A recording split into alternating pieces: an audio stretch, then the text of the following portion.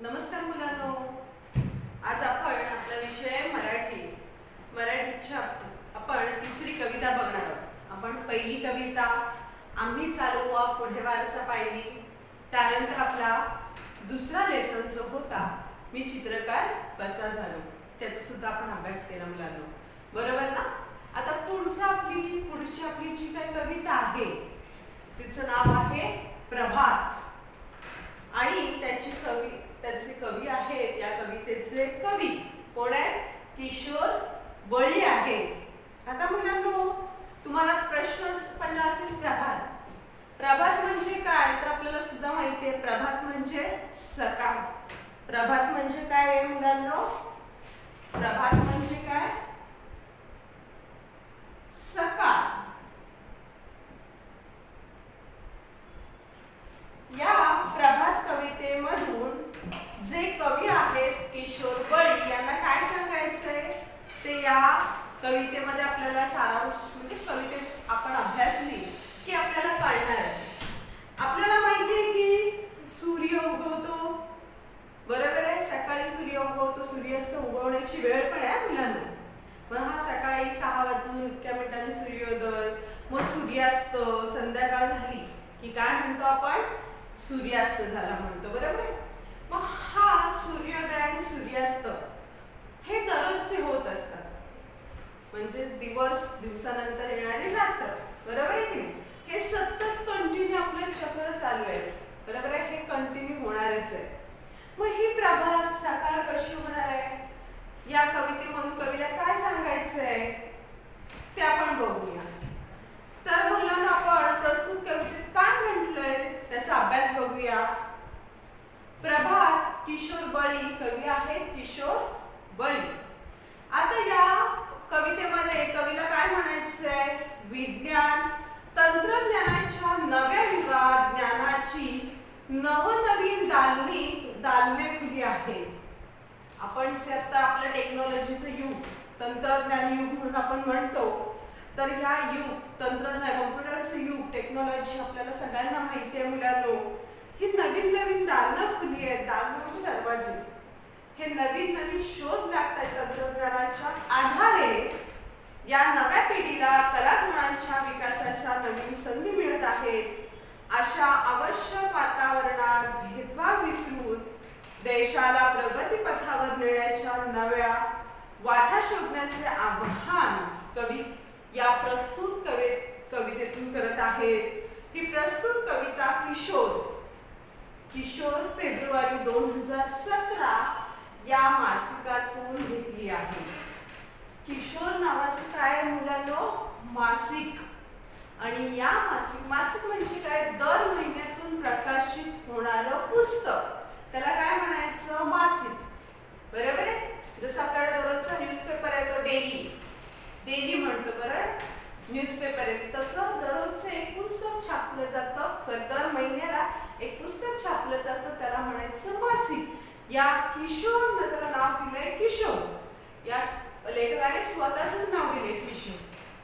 तर या मासिकामधून ही प्रभात कविता मुलांनो घेतलेली आहे.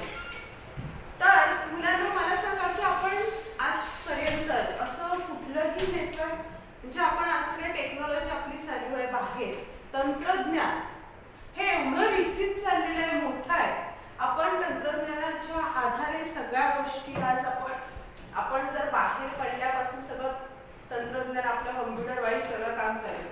आज घरात बसल्या आपण सगळी कॉम्प्युटरवरून सगळी कामं आपण करू शकतो. इतकी ही टेक्नॉलॉजी आहे, बरोबर आहे की नाही. आपल्याला कुठे जायचं असेल तिकीट बुकिंग मोबाईलवरून, बरोबर आहे, कॉम्प्युटरवरून. हे आपण इतकं टेक्नॉलॉजी इतकी विकसित झालेली आहे की आपण घरी बसून सर्व कामं करू शकतो.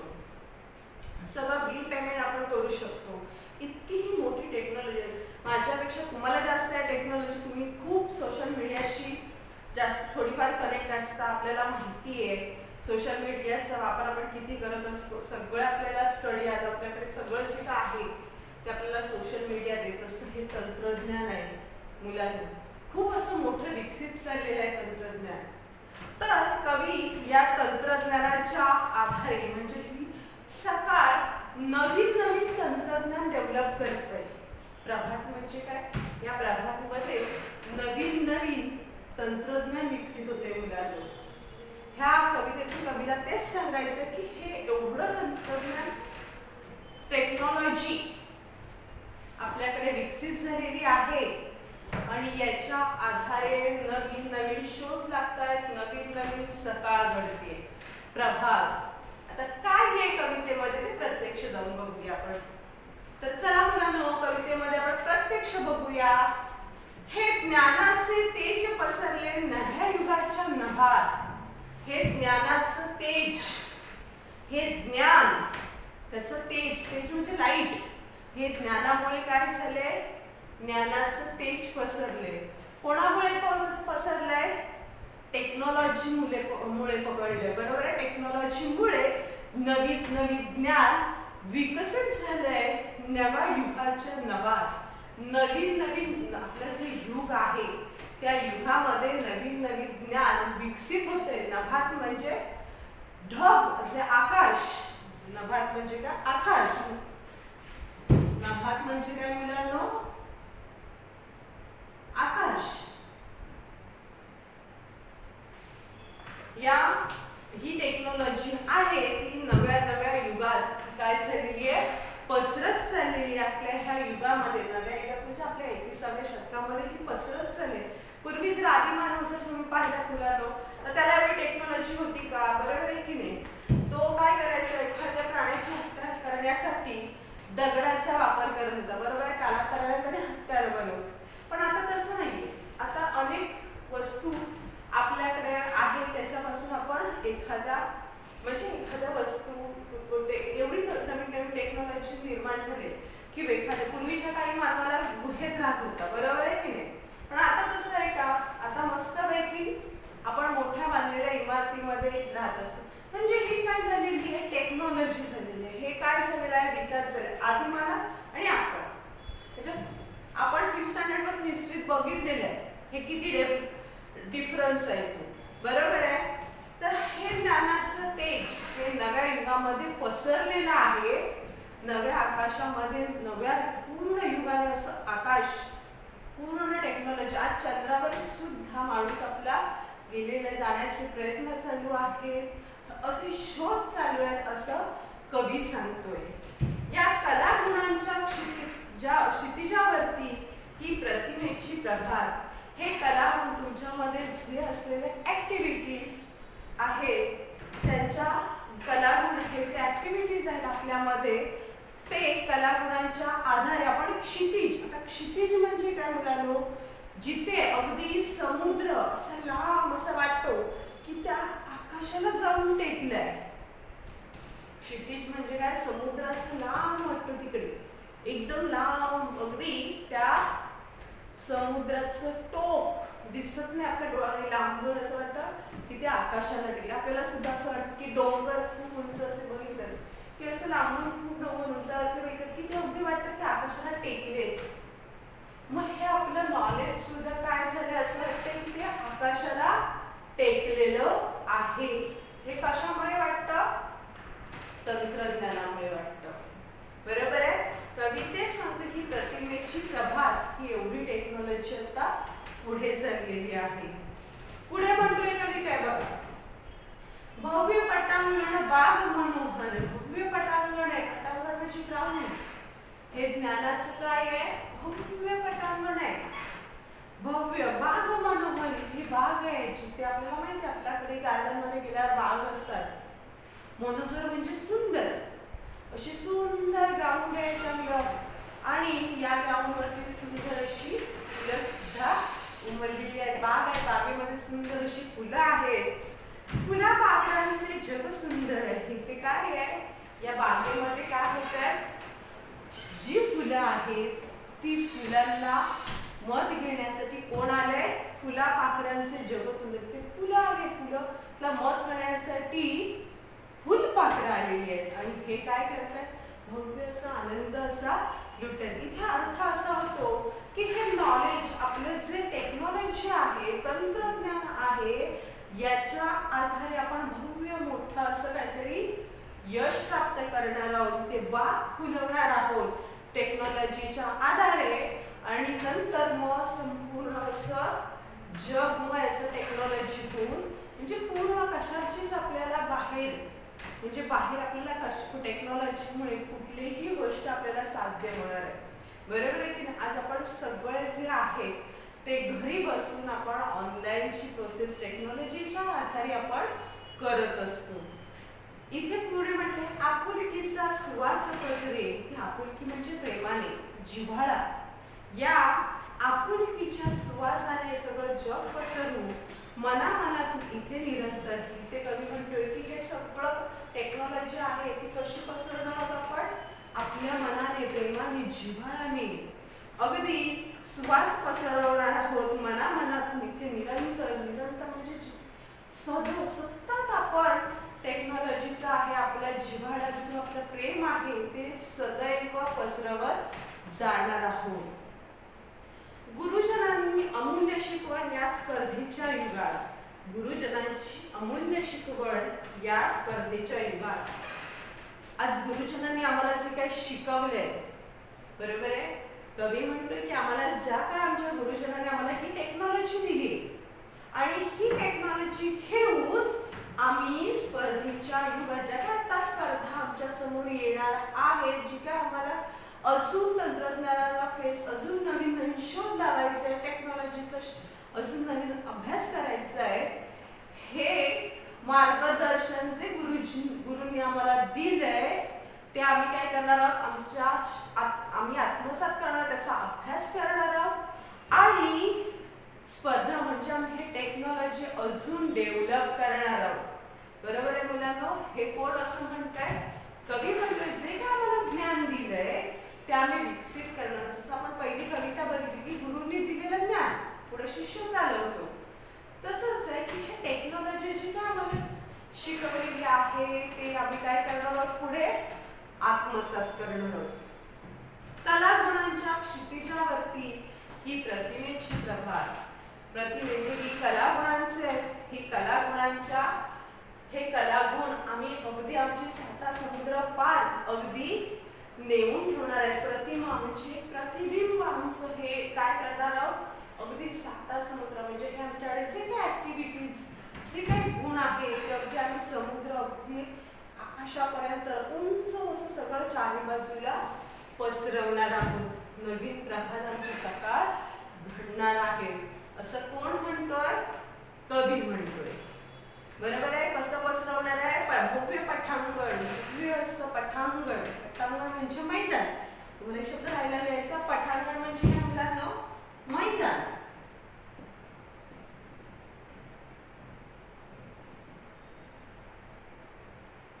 हे मैदान पूर्ण कसं करणार आहोत हे भव्य मैदान आम्ही मोठं भव्य मैदान भरवणार आहोत. भव्य म्हणजे मोठं. इथे सुंदर सुंदर बाग फुलवणार आहोत. मनोहर सुंदर बाग फुलवणार आहोत. हे कशाच्या आधारे टेक्नॉलॉजीच्या आधारे आणि यही टेक्नॉलॉजीच्या आधारे आम्ही अजून काही सुंदर जग असं बघणार आहोत. फुलपाखरे जसं मस्तपैकी आकाशामध्ये उंच उडत असतात मनसोक्त उडत असतात तसं आम्ही टेक्नॉलॉजीच्या आधारे मनसोक्त संपूर्ण सगळ्या जगाचा आम्ही अभ्यास करणार आहोत. पुढे म्हटलं इथे हे सगळं करत असताना आम्ही आमची आपुलकी आमच्यामध्ये पूर्ण प्रेम असणार आहे आणि गुरुजींनी दिलेलं ज्ञान आम्ही सतत आत्मसात करून आम्ही यश गाठणार आहोत या स्पर्धेच्या युगात असं कवीच म्हणताय. पुढे म्हटलंय पायाभरणी अस्तित्वाची. पायाभरणी काय म्हणजे बेस. पाया म्हणजे काय मुलांनो बेस. आपण जसं इमारत मोठी बांधतो त्याचा काय बनवावा लागतो पाया बनवावा लागतो. फाउंडेशन जे आपण म्हणतो बरोबर आहे ते आपलं कसं असावं लागतं मजबूत असावं लागतं. ते जर नसेल तर काय होईल मोठी इमारत बांधलेली ती काय होणार आहे जमीन दोस्त होणार आहे. जमिनीवर पडून ती संपूर्ण म्हणजे जमिनीवर पडली की संपूर्ण विध्वंस नाश होणार आहे. बरोबर आहे की नाही. मग काय असली पाहिजे हे टेक्नॉलॉजीच्या युगामध्ये आमचा पाया कसा असला पाहिजे बेस कसा असला पाहिजे पक्का असला पाहिजे जेणेकरून आम्ही काय करणार आहोत कितीही संकट आली तरी आम्ही सामोरे जायला तयार असणार आहोत असं कोण म्हणतोय कवी म्हणतोय.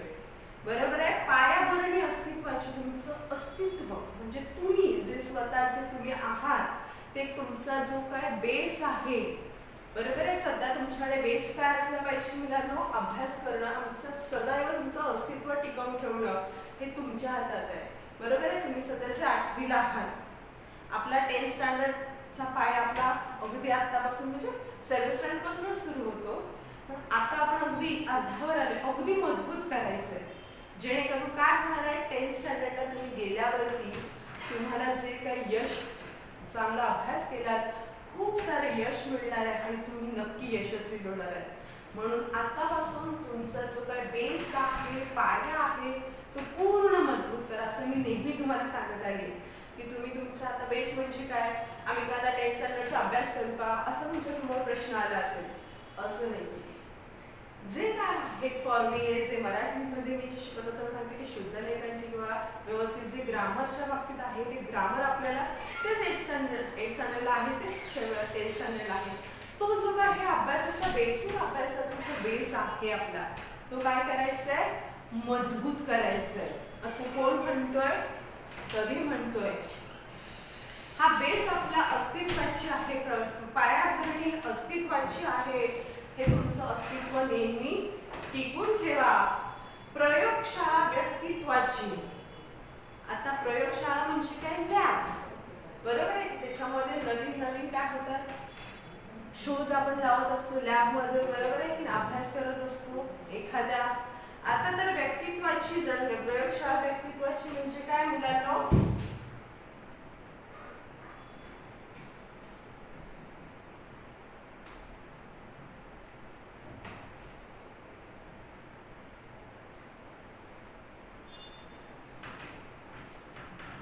प्रयोगशाळा व्यक्तित्वाची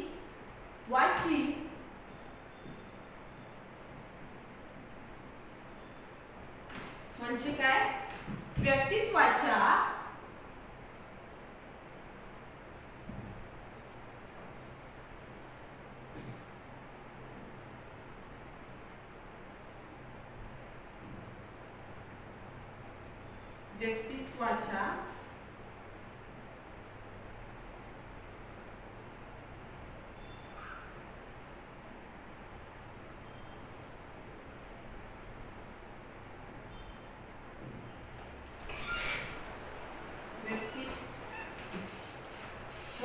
जडणघडणीचे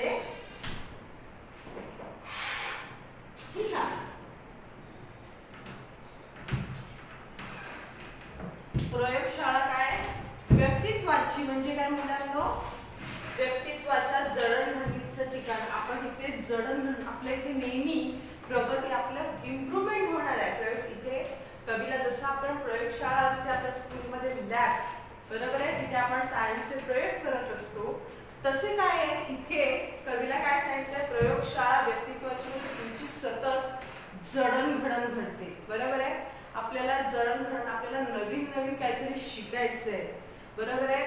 तुमचा बेस महत्वाचा असला पाहिजे, तुमचा पाया मजबूत असला पाहिजे आणि नवीन नवीन शोधण्याची व्यक्तिमत्वाचे जडणघडण म्हणजे तुम्हाला नवीन नवीन काहीतरी शिकण्याचं आस निर्माण झाली पाहिजे.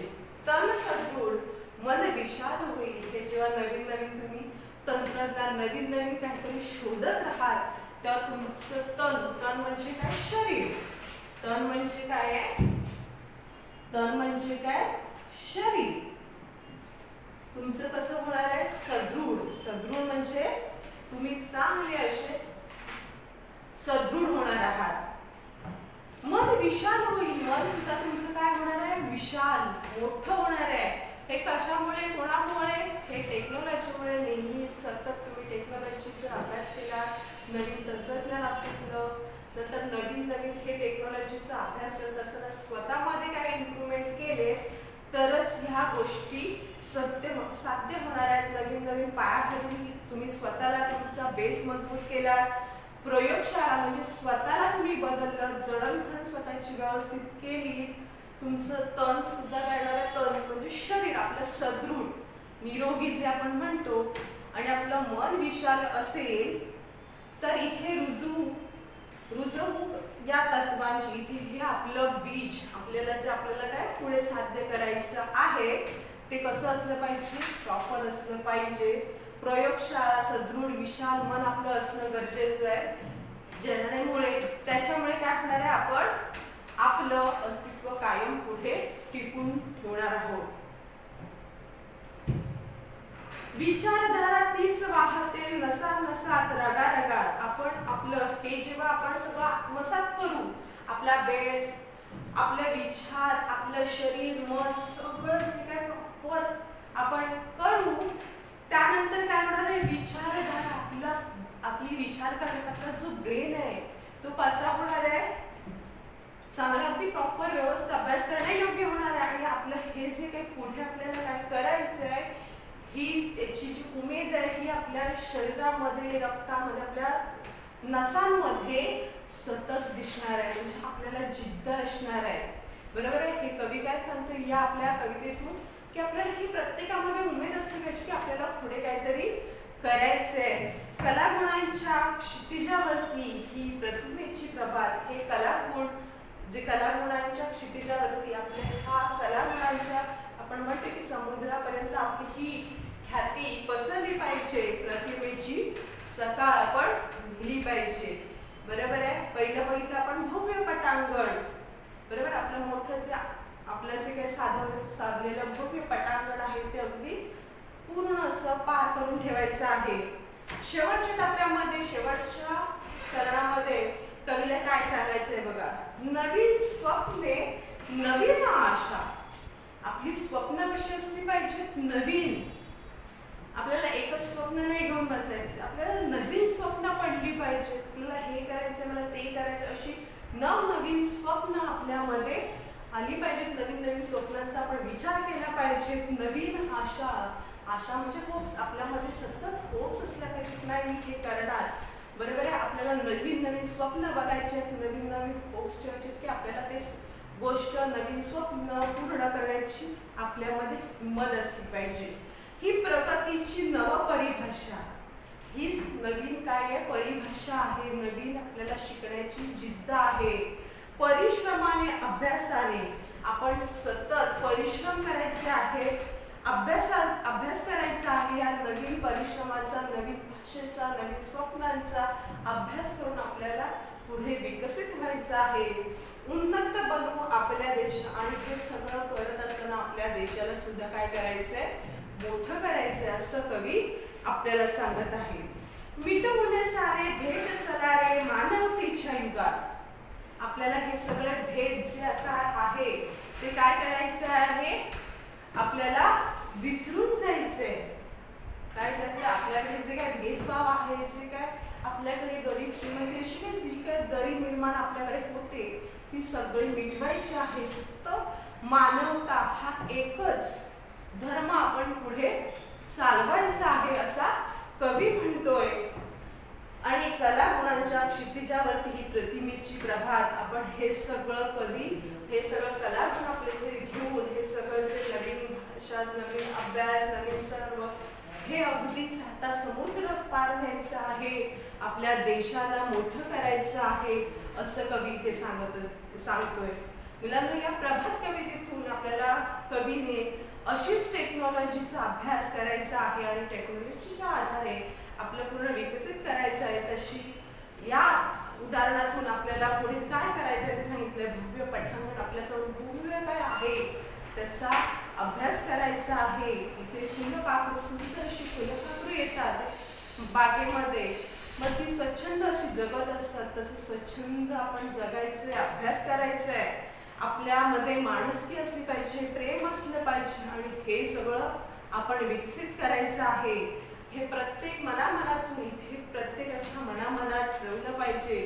जे गुरुजनांनी आपल्याला शिकवलेलं ज्ञान आहे, या ज्ञानाचा आपण खूप मोठा विकास, ज्ञान दिलेलं ज्ञान, हे ज्ञान घेऊन आपण अनेक स्पर्धांमध्ये भाग घ्यायचा आहे असं आपल्या पहिल्या स्टांजामध्ये सांगितलंय. दुसऱ्या स्टांजामध्ये स्वतःचं अस्तित्व जपून ठेवायचंय.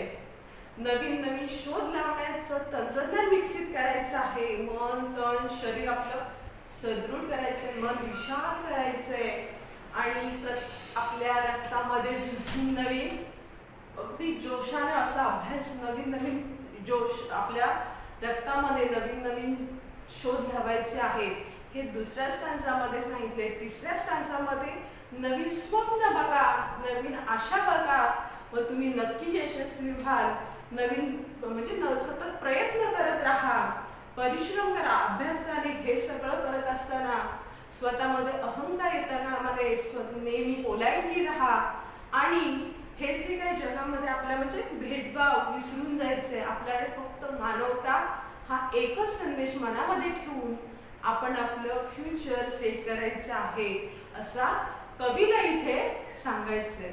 मुलांनो, अशा प्रकारे प्रभात म्हणजे सकाळी सगळी स्वप्न आपली नवनवीन म्हणजे आपली नवीन नवीन येणारी सकाळ, या सकाळच्या माध्यमातून आपल्याला, या प्रभातच्या माध्यमातून आपल्याला ही स्वप्न पूर्ण करायची आहेत असं कवीला इथे सांगायचं आहे. मुलांनो, इथे आपली कविता पूर्ण झालेली आहे.